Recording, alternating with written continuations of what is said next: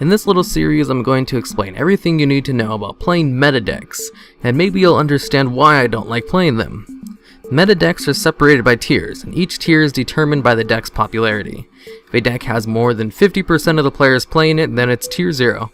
Anything 15 to 50% popularity, it's tier 1, and 5 to 15% is tier 2. Tier 3 is for everything else. Dragon Ruler's Prime, before any of its cards were banned, it was only tier 1 because spellbooks were equally as broken at the time and split the deck's popularity in half. Now, for this first one, I'm going to go over Constellars. Now, I don't hate all meta decks, I just hate a vast majority of them because of how insanely linear most of them are, where it's so easy to predict what they're going to do. Like Harpies, bring out Channeler, discard a Harpy card. Bring out Pet Dragon, go into Draco Sack, done. So the way Constellars work is adding Caius to your hand as soon as possible, because he's the one who allows you to go into Pleiades. And Pleiades is really OP and broken. Well, I shouldn't just say broken just because it has a spell speed 2 effect that allows you to use a compulse on any card on the field. It's totally fine because it's restricted to only level 5 light type monsters. So anyway, yeah, it can bounce any card in the field, so Constellars use a lot of, well, they can use face-up continuous spells and traps because you can bounce those back if you want, but usually you're going to be using it on your opponent's monsters. So the main thing of the deck is to get out Caius, and then you have 2 ways, well actually 3 ways to bring him out. With a special summon or an additional normal summon. You can bring out Constellar LGD to special summon it from your hand, then use its effect twice to go into a Pleiades. Use Constellar Polox to bring him out, use effect twice, go into a Pleiades. Or use Sombre to bring him out, use effect twice, go into Pleiades. Use Sombre to add him to your hand, and then normal summon him out and go into a Pleiades. And then once you use the Pleiades effect, just throw an M7 down on him. If for some reason you don't have a Caius, you can just go into the rank 4s. And the rank 4s are actually really good now, with all the new generic rank 4 monsters. And that's pretty much how Constellars play. They use Sombre late game to go for an easy Pleiades. But it's basically just those 4 cards working together to bring out Pleiades, or the other XYZs. And it's really boring, and that's what the entire deck is about.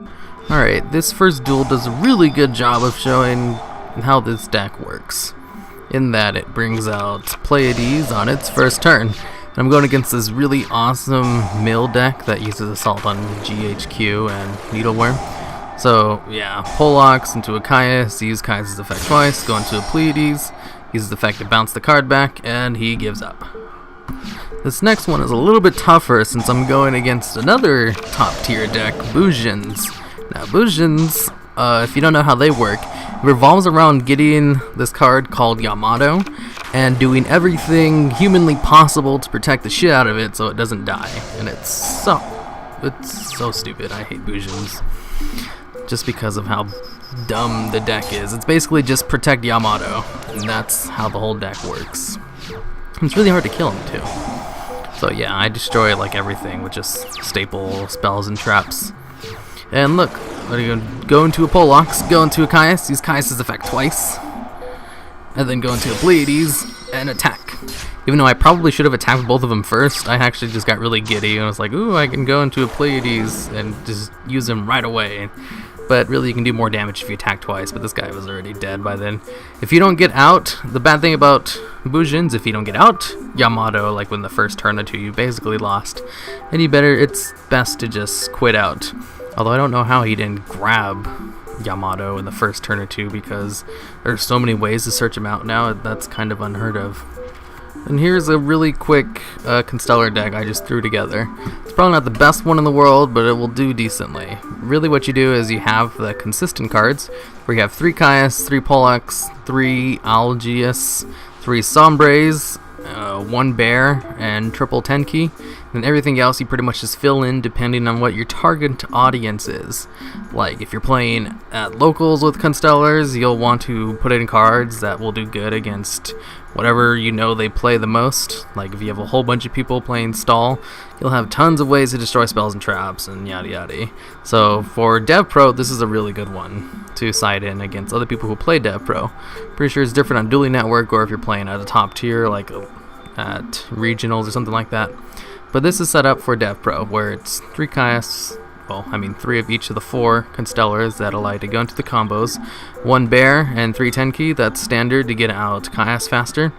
You also can run a reinforcement of the army to add a Poleaxe to your hand easier, that way you actually have a way to use Caius and Poleaxe faster, but I just excluded it. 1 Honest, 2 Maxi, 2 Evac Villers, because I also play 2 Fiendish Chain, so there's no reason to run 3 Evac Villers, because I usually do, because I really like Evac Viller.